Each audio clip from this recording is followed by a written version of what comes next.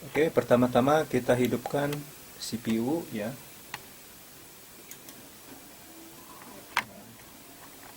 Kemudian tekan F2 ya. Nah, ini ada F2 setup ya. Maka BIOS akan muncul seperti ini ya. Kemudian untuk menggerakkan ke menu ya, kita gunakan panah.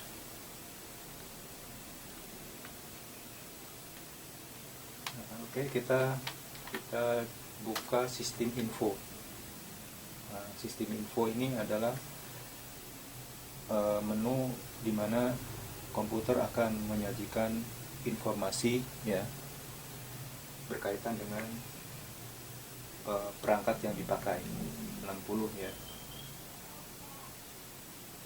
Kemudian di sini ada informasi tentang prosesor ya. Prosesornya yaitu tipe Intel Core 2 Duo. Core 2 Duo jenisnya E4600. Nah, ini angka 4600 ini berarti prosesor Intel generasi ke-4 ya. Sebagaimana kita tahu bahwa sampai detik ini pihak Intel itu telah mengeluarkan prosesor generasi ke-9. Nah, ini generasi ke-4 ya. Di sini ada kecepatan 2,40 GHz dengan kecepatan CPU-nya yaitu 2400 MHz. Kemudian ini prosesor L1 64 KB, L2 2 MB ya. Kemudian memori terinstall ya. Ini memori ini adalah memori RAM ya. Memori RAM random access memory ya. Nah, ini sebesar 8 GB. Nah, kecepatan memorinya yaitu 800 MHz. Jenis RAM-nya yaitu SD RAM DDR3. Ya. Kita mengenal ada beberapa jenis RAM ya, yaitu ada RAM DDR1 ya, DDR1 atau DDR2, DDR3, kemudian yang terakhir DDR4 ya. Yang generasi sekarang yang dipakai itu DDR4.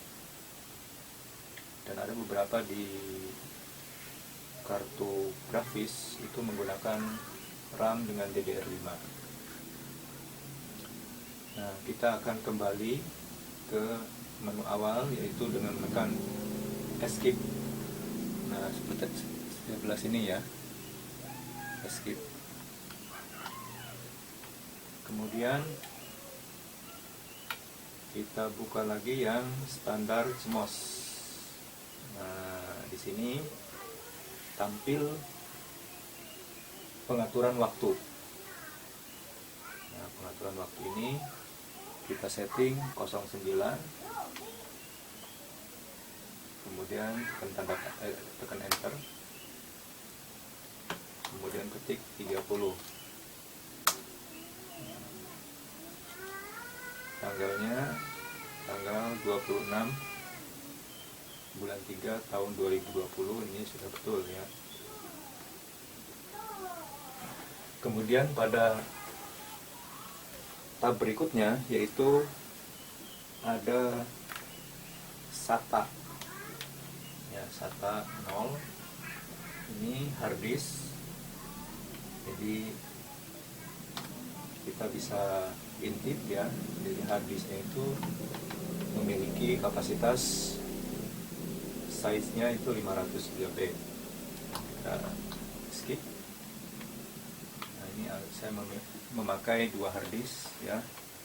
Jadi ada dua hard disk terdeteksi di sini. Nah, yang satunya Samsung 256. Kebetulan komputer yang saya pakai ini tidak menggunakan CD-ROM. Nah, pada CPU fitur ya. Nah, ini CPU fitur di Advanced BIOS fitur ya. Nah, ini ada CPU fitur ya. Kemudian kita tekan enter. Nah, di sini ada Intel Speed Step. Nah, Intel Speed Step ini adalah satu fasilitas ya, fasilitas pada chip prosesor ya, yang mana ini bisa di kecepatannya itu atau clock speednya itu bisa dikurangi dari yang sebenarnya. Maka dalam hal ini saya mendisable ya, karena ini tidak ada kepentingan untuk mengurangi daripada clock speednya. Nah, begitu juga ini ada limit CPU ID value, ini ada pembatasannya, pembatasan clock speednya itu tidak perlu, sehingga ini di disable ya. Kalau di enable maka ini bisa diatur ya, bisa diatur ke clock speednya itu menjadi dibuat lebih rendah dari yang aslinya. Kemudian ini CPU XD support ini adalah fitur untuk mengaktifkan dual core ya, dan ini khusus untuk prosesor generasi core duo ya. Kemudian multi core support juga sama ya. Nah, sehingga ini perlu untuk diaktifkan, maka kita pilih enable. Nah, kemudian pada tab USB ya, USB controller. Nah, USB controller ini adalah fitur untuk mengaktifkan kontrol daripada USB. Nah, jadi seandainya kita ingin mematikan USB ya, sehingga kita ketika dimasukkan flash disk atau apa itu tidak akan terbaca, maka ini bisa di disable. Nah, dalam hal ini saya mau mengaktifkan semua port-port USB ya, dengan mengaktifkan fitur enable pada USB control. Kemudian ini ada USB operation mode ya. Ini saya menggunakan full speed ya, full speed, yaitu untuk semua sumber daya dari komputer ini kecepatannya itu menggunakan kecepatan full. Berikutnya yaitu di tab Advanced Chipset Fitur. Nah, di sini ada onboard audio control. Nah, onboard audio control ini adalah controller audio ya, controller audio yang onboard, chip onboard. Nah, onboard itu berarti yang terpasang pada motherboard. Nah, seperti ini ya. Nah, ada juga audio control ya, atau sound card ya. Sound card itu yang sifatnya removable. Nah, removable apa sih? Removable itu yang bisa dicabut ya, yang bisa dicabut, dipasang, cabut, pasang itu removable. Nah, seperti ini ya, ini audio removable, nah yang bisa dicabut pasang. Nah, kalau ini dinonaktifkan ya, maka otomatis suara yang dihasilkan dari komputer itu akan dari mainboard dari onboard itu akan dimatikan. Dalam hal ini saya menggunakan sound card dari komputernya. Pada tab SATA mode ya, ada dua pilihan, yaitu AHCI dan ATA. Nah, apa perbedaannya? Nah, perbedaannya pada AHCI ini ya, AHCI ini adalah bisa menampilkan 64 bit ya, 64 bit. Jadi misalkan kalau sistem operasinya itu Windows 10, maka pilih AHCI ya. Tapi kalau Windows 7 bisa AHCI, bisa ATA. Nah, kalau ATA ini 32 bit ya. Jadi dalam hal ini saya menggunakan AHCI karena saya menggunakan Windows 8.1 64 bit.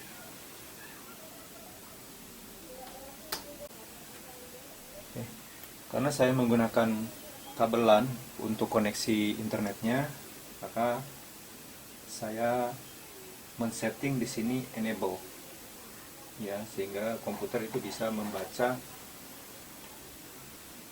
LAN ya. Kemudian ada onboard LAN boot room, onboard LAN boot ROM ya, onboard LAN boot ROM. Nah, apa itu artinya? Nah, artinya itu komputer ini kalau misalkan menggunakan boot atau booting atau kita menginstal ya, menginstal komputer itu tidak melalui CD-ROM ya, yaitu menggunakan LAN ya, menggunakan LAN yaitu dengan komputer yang lain atau komputer server. Nah, pada boot setting configuration ya, boot setting configuration di sini ada fast boot. Nah, fast boot ini berarti ketika komputer hidup maka dia langsung menuju ke boot yang dituju ya. Sehingga di sini agak kesulitan ketika untuk menampilkan BIOS ya, harus cepat-cepat ya, harus cepat-cepat tangannya itu di tombol F2 atau di tombol del. Nah, ini mau dihidupkan atau tidak? Kalau resikonya kalau di enable, maka ketika kita akan masuk ke BIOS itu agak kesulitan ya, karena tangan itu harus standby di tombol delete atau tombol F2. Nah, ketika kita aktifkan, nah di disable, ini nanti bootnya ini akan lambat, sehingga ada jeda waktu itu untuk memilih apakah kita akan menekan F2 atau F8 ya. F2 itu berarti masuk ke BIOS. Nah, F8 itu ke konfigurasi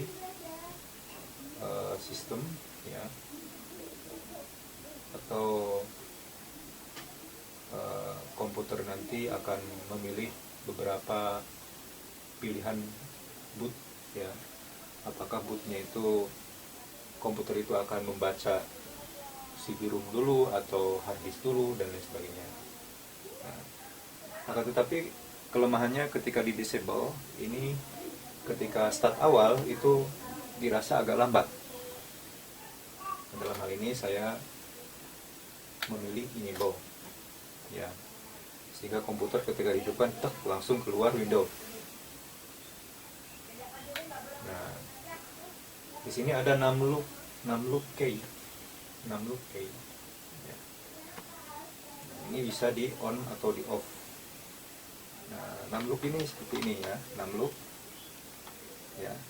Ketika hidup maka tombol yang ada di sebelah sini ini bisa aktif ya,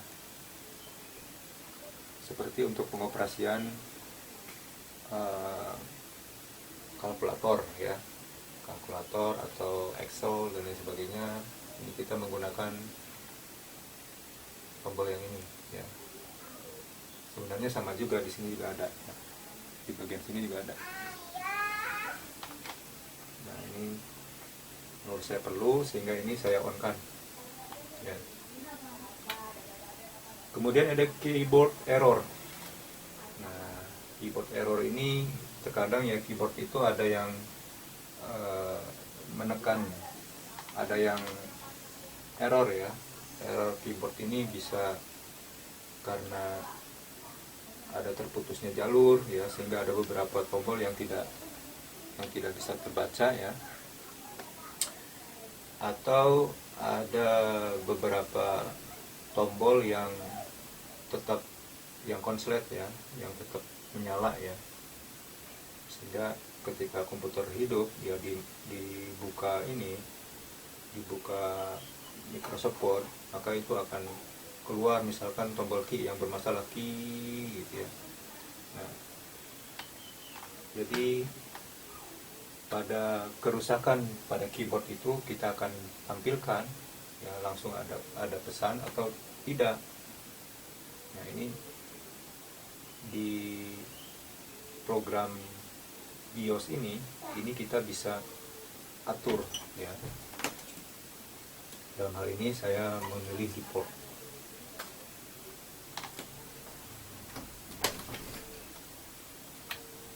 Kemudian di sini ada pilihan removable boot priority. Nah,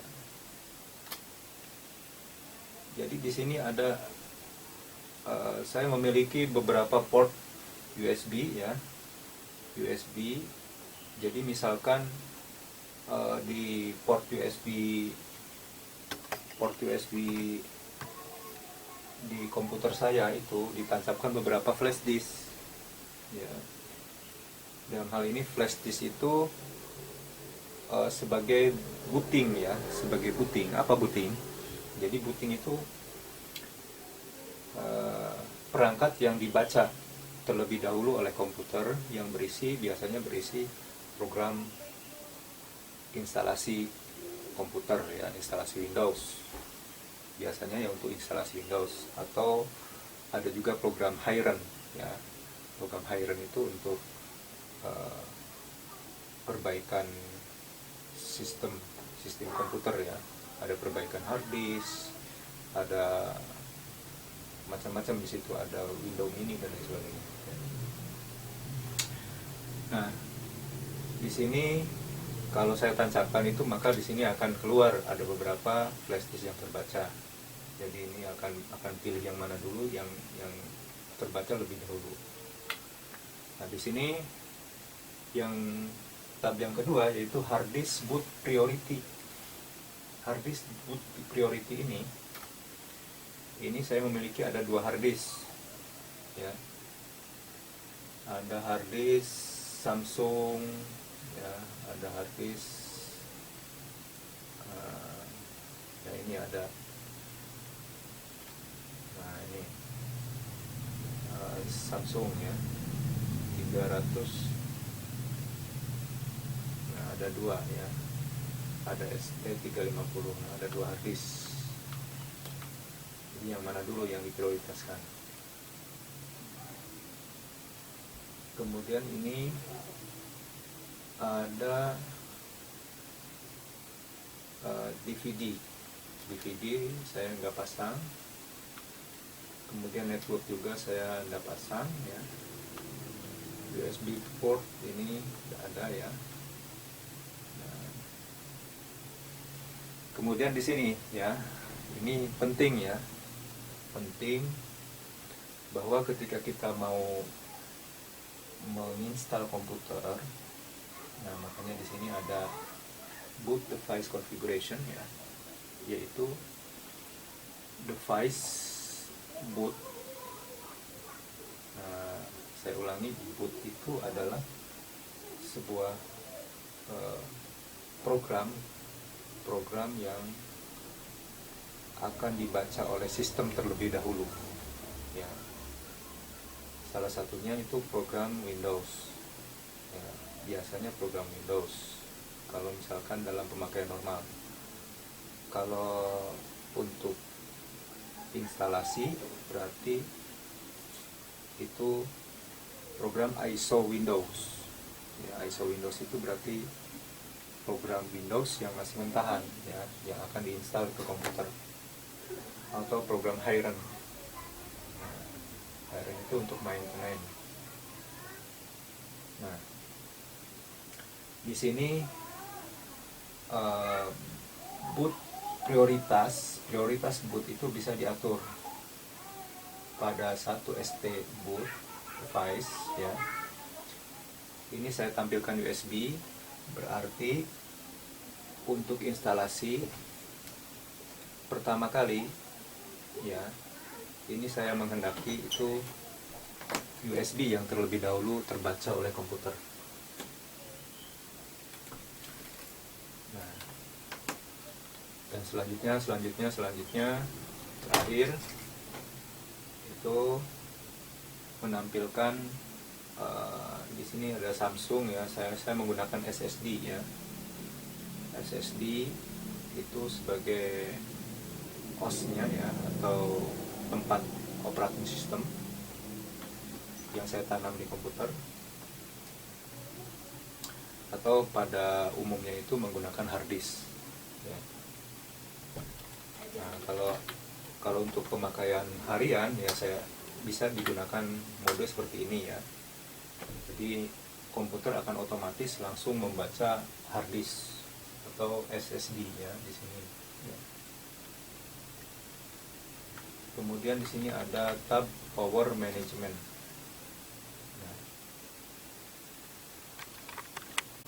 Nah, pada tab ACPI Suspend Type ini ya, ini ada pilihan S1 dan S3 ya. Nah, S1 dan S3 ini bukan strata ya, bukan sarjana ya, tapi ini adalah opsi. Nah, gimana kalau pilih S1 dan bagaimana kalau pilih S3? Nah, kalau pilih S1, ketika program atau ada kegagalan sistem, maka sistem tersebut akan menonaktifkan program tersebut ya. Jadi kalau bahasa sederhananya itu seperti hang ya, komputernya hang. Nah, kalau kita pilih S3 ya, ketika terjadi kegagalan sistem, maka komputer akan restart ya, karena ini akan mematikan RAM.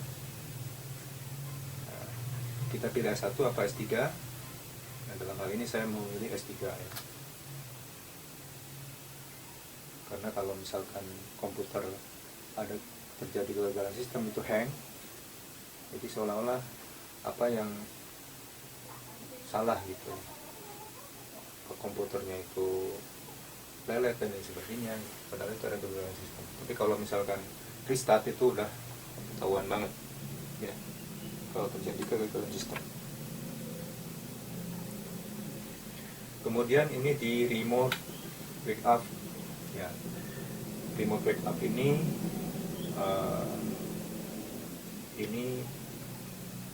kita bisa, jadi komputer dalam kondisi sleep atau kondisi tidur ya, dalam sekian waktu, sekian menit itu bisa diatur ya. Pada power option, komputer itu akan seperti mati ya, maka menghidupkannya itu bisa melalui remote backup. Nah, remote backup ini itu menggunakan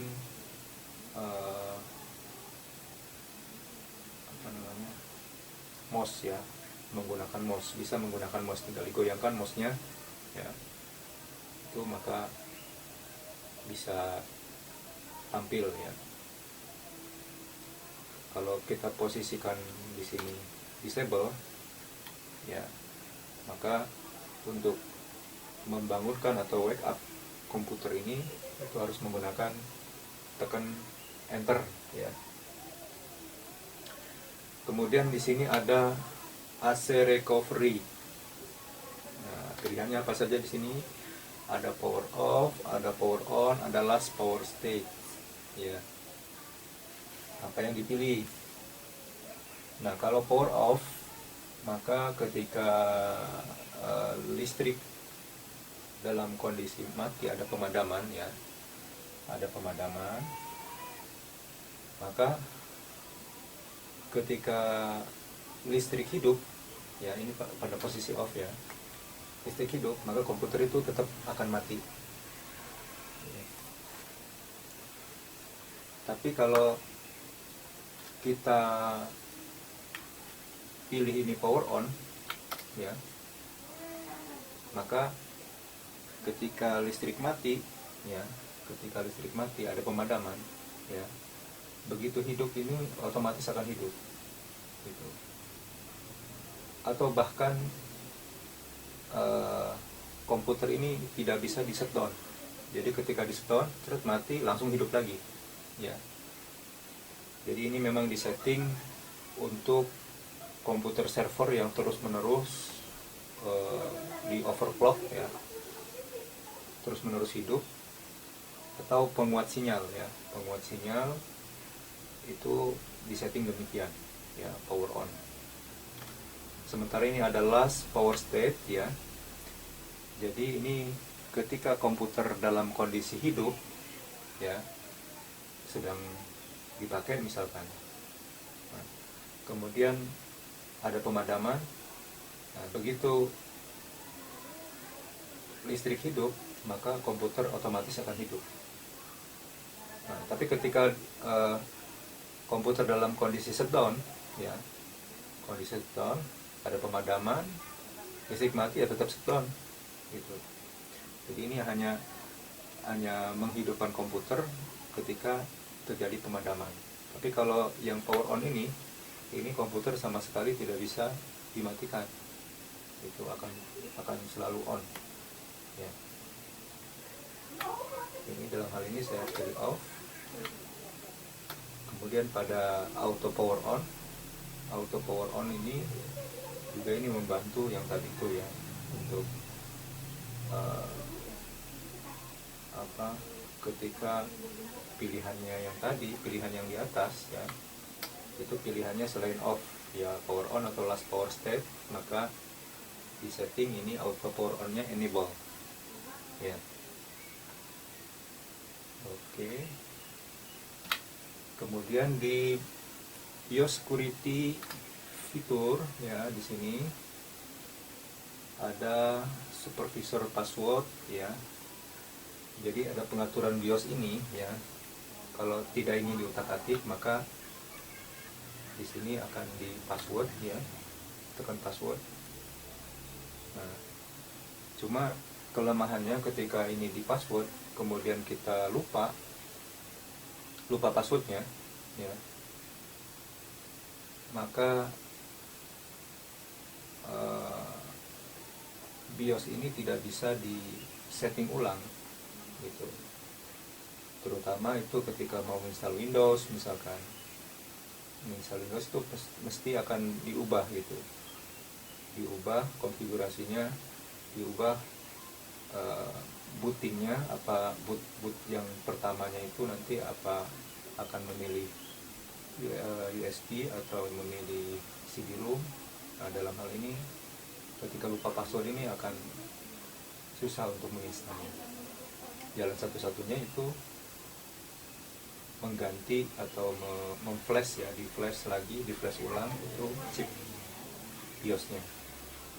Nah, ini tidak perlu, saya rasa ini tidak urgent ya, tidak urgent untuk memberikan password di sini. Atau bahkan ini ketika ini kita setting, ini sama sekali ketika komputer dinyalakan dia akan selalu minta password ya, minta password. Jadi tanpa mengisi password itu komputer tidak akan hidup ya. Nah, kemudian di sini ada load default.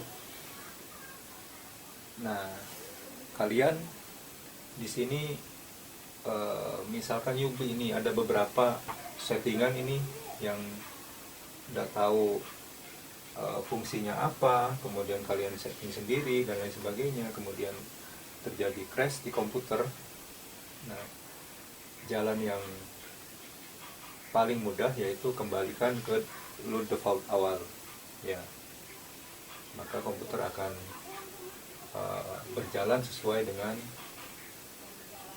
default awal. Nah, ini semua sudah disetting semua ya, maka di sini kita akan save atau kita simpan settingan tersebut itu dengan menekan pilihan save atau exit ya. Kalau tidak mau menyimpannya, maka tekan ini. Nah, tombol ini juga ada tombol pintasnya, yaitu menekan F10. Nah, F10 sama saja ya. F10 ini oke atau cancel. Nah, kita akan hidupkan ke menu Windows-nya, yaitu dengan menekan OK ya. Ini semuanya ini sudah saya setujui ya. Settingannya itu sudah di setting sedemikian rupa ya, dengan tadi itu, dengan penjelasan yang tadi. Kita tekan enter.